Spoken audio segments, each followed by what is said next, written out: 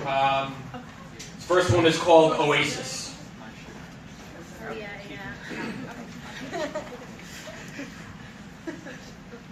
I had to wander the desert valley for a time, until, suddenly, I stumbled upon my oasis, walking barefoot with scorpions nipping at my toes. That oasis, seeming like a mountain summit I had just reached with the altitude of Everest. I finally became a journeyman after all this time, wanting to seek out life and new civilization to call home again. Still, I could not predict where I was headed, but I heard the clarion call and I answered enthusiastically. I dared to capitalize on my dreams, however far-reaching and idealistic, perched on a sandy shore while coming equipped always with a writing implement and a page to scrawl on. I cured my stutter. I tamed my unbalanced mind. I warded off the apparitions of my past. And now, even though time is ever more fleeting than ever, I wholeheartedly charge ahead, full steam into the unknown. Initially, I embodied the cursed Sisyphus, forced to roll that boulder up the hill, only for it to repeatedly flatten me, no matter how hard I tried to avoid it. Oh, dearest Zeus, did I really need to make the pledge to undo my dastardly deeds? For good intentions can be objective depending on point of view. I decided to chant an ancient incantation before drifting off to a deep slumber. God, grant me the strength and conviction I need to persevere. Allow me to drink and bathe in the fluidity of 2 parts hydrogen, 1 part oxygen. Catalyze my body to fight diseases and old age gracefully. If you must, allow my hair to turn to salt and pepper follicles. This might signify some sort of distinction if I earn it properly. Nothing lost and something gained. I become whole for the first time.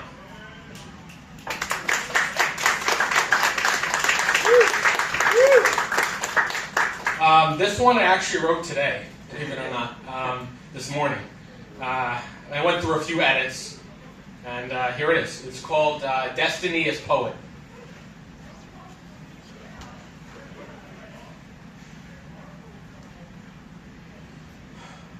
Exiting my mother's womb. Umbilical cord severed. Nourishment finalized. Born with brain chemical imbalance. Serotonin and dopamine receptors firing. What to name this newborn? A stab at carving out his identity. A middle name that comes attached to a mission statement. Gil. Not like the anatomical attributes of a fish or Gilligan's Island. Not like the name of a small village in Iran. For I was not born a Muslim, despite calling a good many of them friends and spirit brothers and sisters. For I am Gil, like the activist and poet Gil Scott Heron. For I am also Gil, like the name of a tropical storm that gathers its momentum and swirls with the gale force wind of sandstorms and hurricanes. The revolution will not be televised. I am the weather pattern that no meteorologist can predict, that no would-be prophet could foresee coming. Before I arrive, you would need to batten down the hatches, perhaps construct fallout shelters, because rough weather is surely expected. Stock up on food, clothing, and other assorted supplies, tend to the sick and the dying, and make sure to have auxiliary power available if I cause a total blackout. As humans, we must prepare for difficulty and crisis.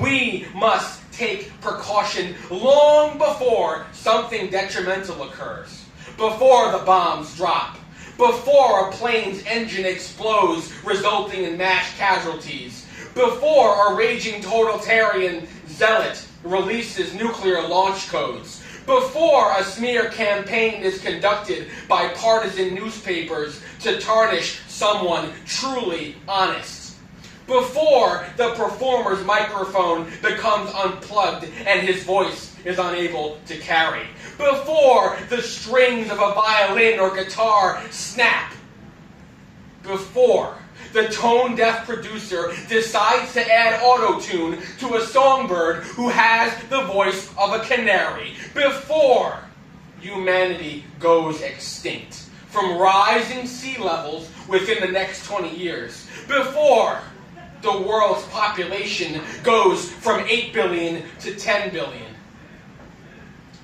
My feet greet the shoreline and touch down on pure sand. I become one with my element. Thank you.